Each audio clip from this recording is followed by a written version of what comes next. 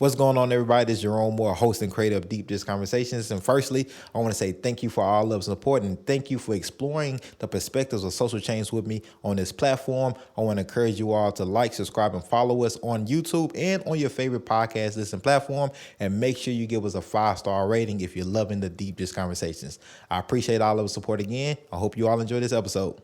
Judge Bill, welcome to the platform. How you doing? I'm doing all right. How are you doing, Jerome? I'm doing good. It's 2022, you know. Yeah. New year. Hopefully. My favorite numbers. Oh, really? Yeah, a lot of people don't know, but in high school, I was number 20, and then I went off on a basketball scholarship at Auburn University, and there was 2 people that wanted number 20, and I signed my papers later than hers for my scholarship. So I lost number 20, and I ended up being number 22, and then I transferred from Auburn to Memphis and got my number 20 back. So 20 and 22, like those numbers together, have always been my favorite numbers. So 2022 is going to be a year of great, amazing things, And so I believe. I got to ask you this. Yeah. Better baller, better hooper, or better judge? I think I'm good at both. Just got to be honest with you. I always say, I serve in the community on and off the bench, right? Right. So as an athlete, you get on the bench, you get off the bench. Right. And I'm in the court. I'm in the court no matter what I'm doing. Like a so double entendre. I think I'm fairly good at both. It's different skill sets. Right. I'm not competitive on the court. I'm listening to both sides to make a decision. Right. On the court, I'm competitive. Right. I'm trying to defend you. I'm also trying to score on you. So it's hard to put those two together. But I would just say I'm good at both. This is like a lot of play on words because you really never left the court, even though you left the court. That's right. So I call it riding the bench Ah. and serving the community on and off the bench. You still got skills though on the basketball Yeah, score. you can still check it out on my campaign. I'm going for my 3rd term, so I did a 3-point video while I'm playing and shooting threes. Like I'm going for my 3, right? I'm going for my 3rd term, so I figure I'm a basketball player. So I laced up my J's. Do you get my ball? Do you get out there and still do some like actual competitive hooping, or you? Oh, yeah. Okay, all right. You can check me out on Facebook. I just played my basketball in the little, my dad and some basketball at the little home gym. Okay. So that's a little fun. Okay. Oh, see, hey, we I gotta gotta stay active. Yeah, true. It's my first love too. I mean, you don't give that up, right? Yeah. Nah, I thought I was going pro, but everything don't work out. Hey, Yeah. Nah, I thought I was gonna do it. It was looking good. But. We all can't go to the league, Right, we all right, can't right. go to the league. So, Nashville native. That's right. Me and you both. We're unicorns. Okay. North Nashville. Yeah. North Nashville. How many generations with you? I'm a mini grandmama. I'm gonna tell you how far I go back. Okay. My grandmother on my mama's side sung with Bobby Jones. Okay. Temple Church. Okay. And then my grandmother on my father's side, teacher at Haynes Haynes Elementary, Whites Creek. Okay. All that. So it go way back. That's cool. Yeah. So my great grandparents were here too. So Okay. 4 generations on mine. Great grandparents, grandparents, my parents, and then myself. So yeah, unicorns. We're rare. Right? Yeah, we rare. Yeah. Yeah. And so let's talk about that a little bit. Like, just how has how have you seen Nashville change and grow over time? Like, what's your thoughts on that? It used to be a small town with a big city. Mm-hmm. Now it's a big city, but I think the networks are you still know somebody within 3 people, 3 degrees of separation. So Nashville is still small, Right. and who knows who, but at the same time, it's a big city. And so seeing it grow, I've been very proud to see our city maneuver and grow in the way that it has. I would like to see us have more resources and infrastructure in the community, which, I was raised in North Nashville, and I know that this city is looking at that now. It's our turn, I say. And sometimes you save the best for last. I know reasons why. Right. As a judge, I don't get too opinionated in some of those spaces. Right. But I'm a very optimistic person. I try to see us moving forward in a positive way. So I'm excited about the growth for Nashville. What area of North Nashville do you? My family's from North Nashville and also Bordeaux, North Nashville. So, And so 9th Street, State Street. I gotta ask you this. My family. Queens Lane, Kings Lane, Clarksville Highway, same people. Queens Lane, Janet Hills, all that. Haynes Gold Manor, Key. Gold Key. Yeah. Yeah. Chateau Valley. So I got a question now. Mm-hmm. I grew up in that area too. Mm-hmm. I went to. I'm finna say it. I went to Bordeaux. Bordeaux. Bordeaux. Is it really? It's Bordeaux. When we try to put slang on it, you say Bordeaux. It's Bordeaux. That's well, we know it's Bordeaux, but Right, that's right. how That's how I distinguish if We you're a all unicorn or say not. it if we want Yeah, to. yeah, But exactly. it's Bordeaux. Buchanan, Buchanan. Yeah, It depends. Buchanan. Buchanan. And so, just very quickly, Judge, General Sessions Judge, can you kind of take us through your daily routine as a General Sessions Judge, and kind of some of your roles that you play? Well, that you play. As a General Sessions Court judge, we rotate on a multi-layer docket schedule. So 1 week, I may be dealing with people that are mentally ill, aren't taking their medicine, or just recently diagnosed and need to be committed to the psychiatric ward for a period of time to get themselves healthy, not being a threat to themselves or others. On another week, I'll be over the felony jail docket, all the people that were arrested in the city of Nashville that committed felonies. On another week, I'll be over the misdemeanor jail docket, all those that committed a misdemeanor. Another week, I'll be over civil, which will be all of the landlord-tenant matters, debt collection matters, car accidents. Another week, I'll be over traffic, so all of the traffic stops for breaking the law, the rules of the road will come before us. And then we also have our specialty courts, some of the other courts that I handle, the Music City Community Court, and I intertwine those dockets along those other dockets. We have an 8 criminal court rotation dockets, 2 civil rotations, and then we have the admin week, which is which we try to schedule meetings and community engagement in those meetings, and then try to just take care of administrative things we have in our office. But the Music City Community Court has added a number of different other courts, and so we've got the Restore Court, which are helping people get their records expunged, looking at their court costs, fines, and fees. We do that on Wednesday and Saturdays. We have the Care Diversionary Court, which is the first in the state of Nashville. Actually, the Music Community Court is the first community court in the state of Tennessee, so not in the state of Nashville, but the state of Tennessee. We were able to get a grant with the United States Department of Justice in 2018, one of 5 courts selected to work with us to create the Care Court. Most courts don't understand that young adults, ages 18 to 30, are still forming their cognitive ability. You could be 26 in one zip code and have formed your cognitive ability because of your experiences and your quality of life. You could be 30 in another community because of your zip code and your quality of life, where you're just now forming your cognitive ability. And so that's putting the science behind what's going on with people and their decisions. And a lot of the crimes are quality of life crimes. And so we've got the Care Diversionary Court for ages 18 to 30. It's a pretrial diversionary opportunity for young adults to go through, so they don't have to plead guilty, you don't have to have something on the record. When they get done, we dismiss their case, expunge their record as well. And then we have the Legacy Housing Resource Diversionary Court, which is a civil court, helping individuals, landlords, and tenants kind of get to resolve and finding funds for the tenant to pay the landlord so they can keep a roof over their heads and their family. And so those courts are very near and dear to me. I worked really hard to get them here in the city of Nashville. And so I'm really excited about that. And so all of those are up under the umbrella of the Music Community Court, which is the specialty docket, which wasn't, what I was hired to do or elected to do, but I did tell the people that I would be involved on and off the bench. And in developing this community court was exactly what I meant. So it's outside of the walls of the Justice Birch building. It's over in the Magruder Center in zip code 3728. And we move it around into communities as needed. No, I think both of those courts, the Music City Community Court in the Legacy Court, I think because one, I think a lot of people are getting more hip and trying to figure out more restorative than punishment, and I feel like that the Music City Community Court focuses on that, right? Yeah, that alone. So the Music Community Court is the name of all the courts that go up under it. The restorative courts, that's Care Court, Restore Court, and Legacy. So 3 courts are up underneath the Music City Community Court. It's its own branch away from the normal General Sessions Division 8.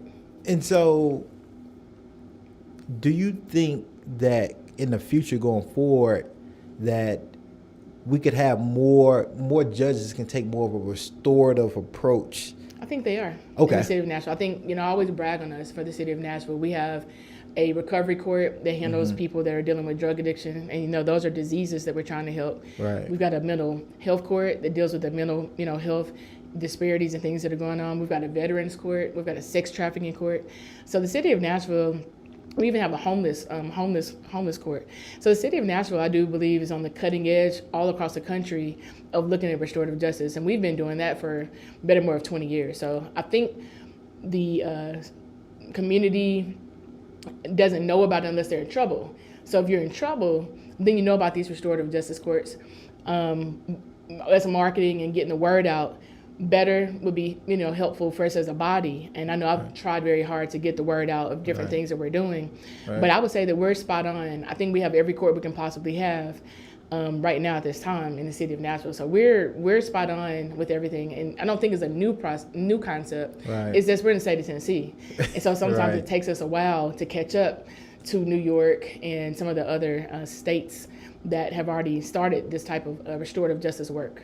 Yeah, and I think when you say a lot of people don't know unless you have to go to court, I think that's where a lot of the narratives are coming from, especially around mental health. I know MNPD now is working with the mental health co-op on the mobile crisis. The mobile crisis, yeah. And bringing somebody to social worker. Exactly. And trying to figure out how to navigate and not trying to, jail mental health cases, but come up with different initiatives and alternatives to make sure they get the actual help. And I would say I was one of the individuals that was working with Darren Hall, who is our sheriff. During that time, I was a presiding judge for Jones Sessions Court when we were coming up with the concept, and he led the charge on having the BCC, which is the behavioral care center that we have downtown Nashville. So people that have mental illness can go there, and it's a more holistic space to try to get them to wholeness, because ultimately we're trying to not incarcerate these diseases that people have, and just trying to help them understand a better way to approach their mental health and their issues, and how to get their medicine, make sure they see their therapist, and make sure they work through the challenges that they may have. So we're in a pandemic, and I know the Legacy Court is kind of directly tries to intentionally address what happens in housing because of the pandemic. How has the pandemic affected the courtroom? Well, I want to clarify, because a lot of people think we started this housing resource diversionary court because of the pandemic. We were working on this in 2019. Okay. All of 2019, long before COVID, long before the tornado. And when the mayor had found out that I was working on it, I got a call from his senior advisor and said, "Hey, we heard that you're working on this housing resource diversionary court. Can you help the city out?" And I looked at it, I talked to my team, we said yes. So we were creating this housing resource diversionary court for MDHA, working with MAC, and it was a Metro ran program for people that are receiving government assistance and those that were on Section 8 or living in MDHA property. And so it was just an easy shift to get it ready for private landlords and private tenants that weren't dealing with Metro, Department of Housing Authority, or that weren't dealing with receiving Section 8 funds or subsidies. And so when it came time, yes, the pandemic was here and we were ready to go. So I always want to tell people, hey, we didn't create this for the pandemic or as a response to the pandemic. We were already ready to go. And so sometimes you just listen to a vision. I believe for me, all the things we've created was something that God gave me an idea. I met with the right people to see how we put it together. And we led the charge. And so I'm very proud of the work that we've done. We've been recognized federally, nationally. I had an opportunity with President Biden's senior advisor, Gene Sperling, to present at the United States Housing Eviction Prevention Summit. Oh, wow. That was pretty amazing. Congratulations on that. Yeah, that's a big deal. Thank you. And, it's a testament to our city coming together, Metro Action Commission, who's led by Dr. Cynthia Kroom, and then our mayor, who even applied for the United States federal Treasury funds called Emergency Rental Assistance Funds. Without that commitment from our city, we wouldn't have been able to be recognized from the government. Come to find out, we were one of the only courts created, ready to go in the nation. And I didn't know that. I was like, oh, wow, we're one of the only ones ready to do this in a more streamlined way. So kudos to the team and the people that worked for us to put this together. Legal Aid Society was an instrumental partner in the very beginning as well. So, Catholic Charities and some other organizations, I'm very proud of the work that we put together to launch. What has been some of the challenges that the pandemic has caused in just people getting to court, being in court, trying to pivot that whole situation and still making sure, cases can be handled and dealt with, and people not sitting in jail, people can get out of jail, whatever it may be? But for a while, the courts were closed. Yeah. And then we had a limit on how many people could come to court. And so with my court, I had to go virtual for the whole year because of my diabetes and my thyroid condition. And I was on the 36-inch monitor, and I had my staff all with laptops so I could hear and see everything that I needed so that the courts could still be open, at least with my division.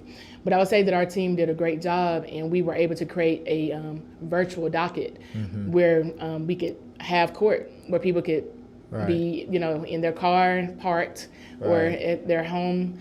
And we were hearing cases. And then also people that were incarcerated, we created a jail docket, virtual jail docket, where sheriff's office did a great job putting up cubicles and different stations for the people that were incarcerated to be able to present their case with their attorney virtually so that those cases could be heard. So it took us a minute to pivot, that's the word, transition to virtual court and virtual opportunities. But we were able to do that. And so the General Sessions Court never closed. We just had different dockets that were open, the priority. And so those priorities were the ones with people that were in jail. And so our jail dockets were always open. We didn't close opportunities for that. But if somebody was quarantined or somebody was tested positive for COVID, that did have some challenges. And just like a few years ago when we had the scabies breakout in jail, we had to work that out. So we learned how to maneuver with technology and getting in the equipment through the CARES grant funding to make sure that in any crisis or anything goes on with the city that we'll be able to still move forward, because people's freedom and then also having the right to a fair and speedy trial and or hearing is important. And so I was an advocate for it. I know Public Defender Chief Martisha Johnson was, and so was our General Attorney General, District Attorney General Funk was very instrumental in getting that done. So it just takes time. Everything doesn't happen immediately, but it takes time to put the pieces together. But there were some challenges, but I think weekly we had meetings and we made adjustments as quick as we possibly could. You talked a little bit about fines and things like that earlier.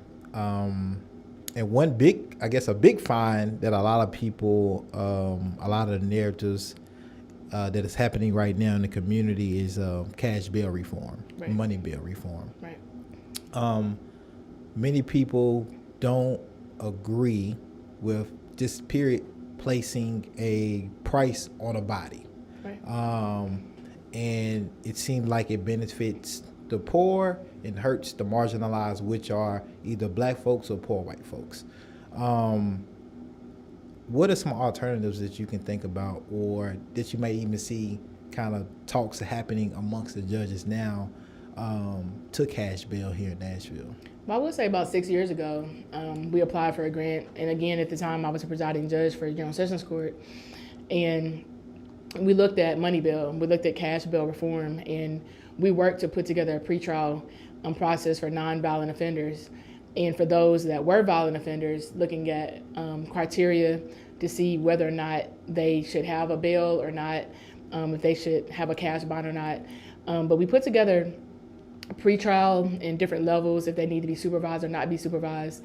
And I know significantly most of the people that come before us are released on their own recognizance, or they are given pretrial and maybe a GPS monitor if needed. I do know that, we have transitioned tremendously, and I'm very proud of the work we're doing. We can always continue to do better in that space, but the city of Nashville took an effort 6 years ago, and now people are talking more and more about it. But if you look and comb through and look at the bonds and the people that are still being incarcerated that are nonviolent, they're far and few between. Those that are violent, they're a harm or threat to themselves or others, they're a risk for public safety for the city of Nashville, usually will have a bond, and you may not fully know the scope or the background of the particular person while bond was put on that particular person. But a lot of the time that bond is put on that person not just to hold them in jail, but it's because there may be a flight risk, or they may be a harm to society. So a lot of those will be people that unfortunately are mentally ill because we need to get them to treatment. Some of those may be drug addicts or dealing with that disease. And so we're trying to get them detoxed, triaged, so that we can get them. And then we have hearings right now within 5 days, but I know that we're looking to have them within 24 to 48 hours So we have night court commissioners, and we are able to hear cases 24/7. It's just a matter of streamlining the effort. So there's some work that's still being done, Right. but we're on the cutting edge of it for the state of Tennessee. I would say that. Me and you can be charged with the same offense. Correct. My bond may be 10,000, and we might have this. We can even have this a similar, criminal record or no record, right? My bond could be 10,000, yours could be 20,000. Is there a system that kind of can you help us make sense of that? Why? It's looking at the background. Okay. So you're looking at their criminal charges, not just in Tennessee, but it's called an NCIC. We look all across the United States. How many times did they fail to appear? How many times have they been arrested? How many times have they had a probation violation? How many times have they not done what they're supposed to do? Right. And so it just depends. You look at it on a case-by-case basis. Do they have somewhere to live? Are they homeless? Okay. Do they have a job? Are they a harm or threat to society? What's their family situation? There's a number of different things that are looked at.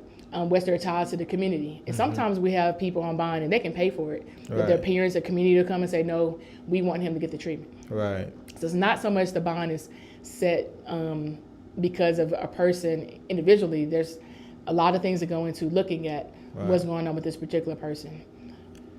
Is it any kind of, I guess, scale? Is it a scale that exists that They helps have criteria. Magistrates or? They have criteria to review and look at, and then they look at the case. Okay. And so a lot of people don't have access to all of the systems that the police have, that the public defender has, the district attorney has, and then also our criminal court clerk has. And so we try to make sure some people, we may not know they've broken the law in Rutherford County, or there's a warrant for their arrest in Cheatham County. So we have to comb through all that and see what's going on.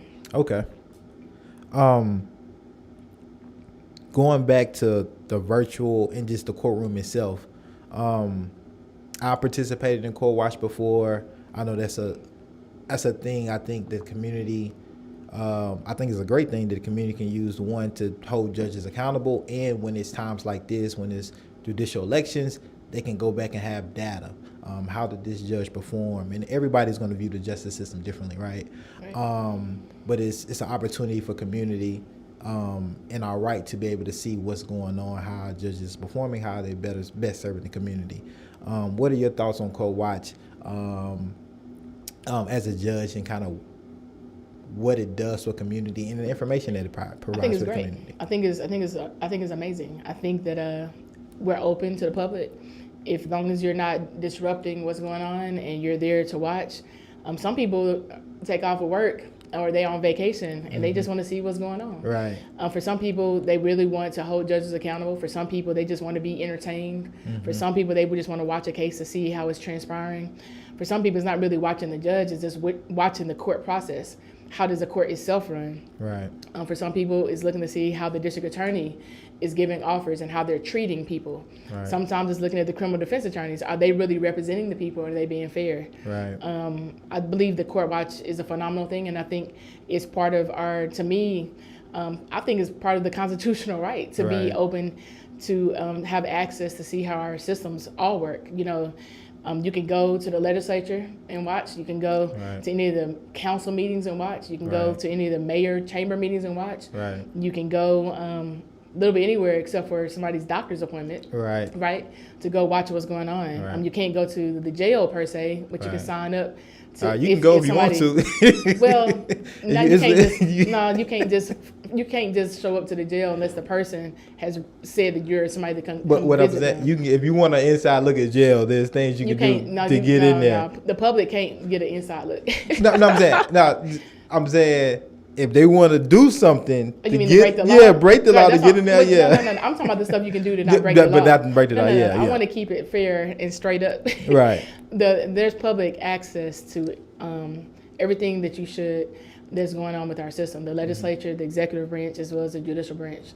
And so hopefully don't break the law to go see some of the systems. But, there's people that have broken the law and they're in the system. And I love sitting down and talking with them to see how they think things could be done differently. What did they experience? How did they learn? How did they grow? There's always constructive criticism for all of us, the good, the bad, the ugly, and what did they take from it? And so I'm always asking about the people, like how does this make you feel? How does that make you feel? How does the all rise make you feel? How does this make you feel? Right. And so I make adjustments dealing with the people because I said I'm elected by the people for the people. And so I'm focused on the people. Right. And that's why I'm focused on restorative justice. You're a Black woman. Yeah. Clearly. You can tell from the hair. Well, hey, look, but you're Black psychologically and physically. It hasn't always been easy for Black women. Still not. That's true. How has being a Black woman judge? How's that experience been for you? Honestly, it's been I can't say smooth. I think anytime that you're a leader, you're gonna deal with people that may want you to do some things differently. They may not fully respect you. I remember when I first got on the bench, as a female, let's just start there. It was first, yes, it's always been tough for African Americans, but just being a female on the bench, they would say, yes, Your Honor, or, and yes, Your Honor, they would say, yes, sir, sometimes, right? And they do this not just to me, but to other female judges because people are used to saying, yes, Right. sir, or Right. yes, Your Honor, which is fine because I am a judge, yes, Your Honor, but then after yes, Your Honor, they would forget to say yes, ma'am sometimes, or yes, So that was interesting at first, and I asked some of the other female judges, do they accidentally call you a sir sometimes? They're like, yeah, it happens all the time. I was like, okay, because I'm real chill. Nothing really phases me, to be honest with you. I don't take anything personal because I don't believe that people just wake up and want to take something out on anybody in general, especially if you're not in a relationship with them and you don't know them and you're just trying to get through. Most people, it's their worst day. Right. And for others, it's their most frustrating day when they're having to come before the court to get something done and resolved. Right. So I would say that in general is just judges are very unique people that have to handle unique circumstances. So has it been difficult as a African American female judge and the youngest judge? I think when I first started, I was 30. I had just turned 34 because I ran when I was 33, and a lot of people thought I wasn't experienced enough. Right. But come to find out, I was well versed and smart enough. So I think in the first year they're like, no, she's spot on. She understands what she's doing. Right. There was a learning curve, and so I really appreciate Judge Dalton, who was the first African American judge elected in Davidson County, and I was the second female African American judge elected. She mentored me for a period of time, and then some other female judges, Chancellor McCoy gave me some guidance. Judge Amanda McClendon would give me some guidance. Judge Barbara Haynes would give me some guidance. Judge or Chancellor Bonnyman. So we have a good collegial respect for each other. Judge Marietta Shipley was very instrumental in my success. But you need to ask other people that have done it, other people that have been through the challenges. And then as an African American, we've been challenged our whole life. So you already walk in the gate knowing you're going to have some challenges. Right. So as a basketball player, I already walk in the gate knowing I'm going to have some competition. Right. And I may not perform as well on defense. They may keep shooting on me. I may not perform as well hitting my shots on the first run. Right. But once I get my rhythm, I'm gonna perform. So I wouldn't say that I would not say it's been challenging. Right. I will say that it's the nature of the profession. I'll say that. I haven't had any discriminatory approaches where I'll say, man, this has been discriminatory towards me. I'm a pivot this a little bit. In our community, in the Black community, when we know we've already, it's already pressure. We already have had a unique experience as Black folks in the United States than anybody else, especially historically when it comes to the criminal legal system. You being a Nashville native, 3-4 generations,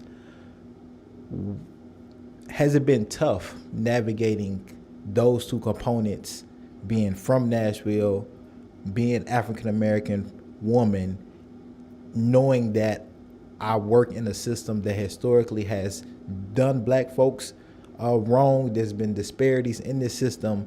Now I'm trying to do my best to be impartial to the court system itself and the people that come in front of me, but also knowing like, it hasn't really been equitable for people that look like me. And we hard on each other.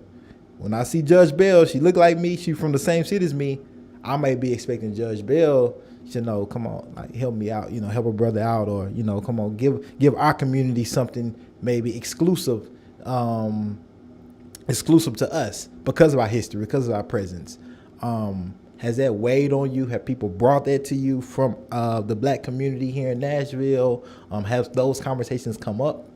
Well, I'll say I ran on it. That I'm Rachel Bell, I'm an attorney, and that I'm going to work to make sure that my community understands the system better. I'm going to be visible. I'm going to create initiatives. I'm going to look at the recidivism rate. I'm going to work on restorative justice. I ran on that before I was ever a judge. So I told everybody I was going to do it. I said I'm going to start the community court. I said I'm going to bring it to the community, and I did. I started a community court. I brought it to Bordeaux North, where I created the Bordeaux North Community Justice Center in Magruder Center. I've been on the front lines. I've been in the trenches. And then in the meetings, the senior meetings for the city, I'm an advocate for my community. I'm an advocate for my race. I'm an advocate for my gender. I'm an advocate for my sexuality because I have a seat at the table. When it comes time for me to make a decision, I look at both sides and I make a neutral decision, but I'm always looking at the best interests of both parties. Sometimes both sides need justice. I'm looking at How do I make the victim whole, but how do I also look at this situation that's going on with this defendant or the offender, and what did they do? And so I'm tough. And most people will tell you, they're like, that's my judge. She put me in jail, but she saved my life. That's my judge. So I'm not going to give you a break because I'm from your community. What I am going to do is look and peel back the onion and swim upstream and see what really is causing this problem. And then I'm going to look in there and see how we fix it and give you some more classes, maybe give you a little bit more restorative justice, help you navigate through these waters a little bit better. It's my focus. So you're not going to get a break because you're from North Nashville. You're not going to get a break because you're black. You're not going to get a break because you're gay. You're not going to get a break because you're female.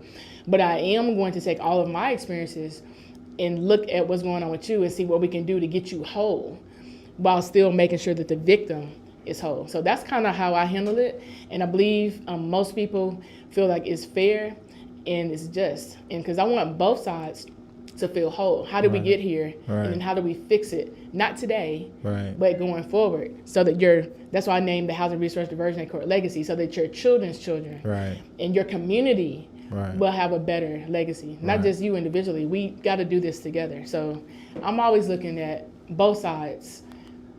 Nashville is growing. 100 people, something like that a day moving here, right? More people, essentially, I guess more people, more crime, right? 2022 judicial election coming up. Nashville is growing. People are moving here. All kinds of people from all over the world.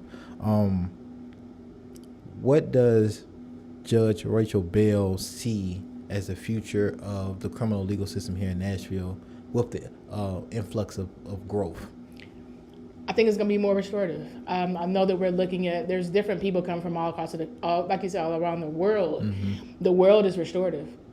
New Zealand has a way that they bring people that have broken the law and they put them in nice apartments that look great, and they're trying to help them get skills and help them get educated. New York is they have removed all cash bond and bail. New Jersey has done it. The world is changing. We're looking at what's fair now. We're looking at what was the history. I know that in Tennessee, which is unfortunate, and I can say this, I think history, I'm a history buff. I love it. I teach at Fisk University as an adjunct professor with the Leadership and Social Justice Institute. And I think you have to understand your history so that first we don't repeat it, also so that we learn from it, and then we can respect it. And so allowing our children not to learn their history and others not to know what their ancestors did, whether it was right or wrong, you can respect it, and then you can make sure that you do better. Right. And so I think our country is changing a lot, but bringing new people in, they know what happened, and they're willing to get on the front lines. They're willing to boycott.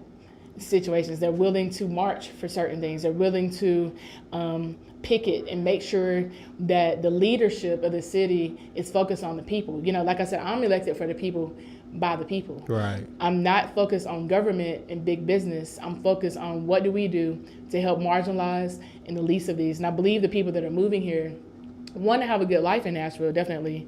And they are entertained. You know, Nashville's an entertainment place. But I think they also have a heart to care about the people. And that's what I'm saying with the people that are moving here. And the people like us, unicorns, I think we've always cared. Right. It's just we didn't have our voice being heard. And the leadership wasn't able to maneuver. But that's also, we're just now getting opportunities to be leaders too. So you can't sit here and say, oh, well, it's been 50 years. Yes, that's true. But also remember, my mom and dad integrated their schools. Right. I'm the first generation that was able to go to a school that there was no need to integrate. Wow. So you have to think about that. Yeah. I'm the second ever African-American female judge ever elected in Davidson County back in 2012. So, I mean, we're making strides, but just remember, we're only two and a half generations away from sharecropping and slavery. Right. So we can't, you know, it's unfortunate, especially being African-American, but like I said, I'm always optimistic and I'm looking, are we better than we were yesterday? And how can we continue to be better? With our opportunities and our responsibilities, we've got to have, when we have a seat at the table, we've got to be vocal, but we also have to be educated. Right. You can't just be like, oh, this matters and this matters and this matters, but you don't have the data. Right. You don't have the stats and you don't have the information. Yeah. I know it matters, but tell me how you're going to resonate it to everybody else so that they can then say, okay, we're going to look at this a little different and we're going to change the budget, or we're going to change the initiatives and move more resources here because of this information, not just because you're yelling and screaming. You don't get very far with that. What does justice mean to you? Justice means freedom to me. And it's not just, people think justice is court or going to the legal system. No, justice means equal access to education, equal access to healthcare, equal access to shelter, equal access to food, equal access to love, equal access to peace, joy, and the opportunity to live. So that's justice. Martin Luther King made it popular, and it was in Amos, you know, and justice to stream down like mighty waters. If you think about mighty waters, that means it's going to knock you over, right? Mighty waters means you can't even stand up. That means justice is supposed to stream down in a way that you can't even handle it. Like, thank you for my freedom. Thank you for my, you're supposed to have more than enough. That's justice, more than enough. But we can at least give each other the basic necessities. And so justice to me is everything. Judge Rachel Bell, I appreciate your time. Any last words that you want to leave with our viewers and our listeners? Yes. Ring the bell for justice. In 2022, I'm going for my third term. Check out the website. It's www.judgerachelbell.com. And I want to continue serving in our city. So May 3rd, 2022. I want to get in that 3-point contest. Okay, let's do it. You know, I'm a Firebird. You know, city champs, all that. You know, look at the banners on the wall. Y'all go check that out. Yeah. You know, I know you Hillsboro. You know, I know. You know, Auburn University. You know, all that. You know, all that. You know, you did your thing. You know, but you know, we'll do a 3-point contest. Yeah, let's do it. Let's do it after election because I don't want to. You know what I'm saying? Cross you up and then be like, you know, you cross me up. I can still vote. Hey, I've gotten crossed up before. I still come we back. all have. You play long enough. I still come back. You play long enough, you get crossed up. What year was up. you at Proclaim? I came out 20. Oh, well, dang, how long? Dang, it's been that long. 2008. Okay, so I'm 8 years older than you. Yeah, something like that. A little more seasoned. Maybe a little bit more than that. Yeah, 2008. Yeah, a little more. No, a whole lot more. But now I appreciate your time. Okay. Thank you. Yeah, thank you. It's a great thing that you're doing, so keep up the good work. We got, Nashville next. Somebody got to talk about what's going on in the city. That's true. That's true. All right.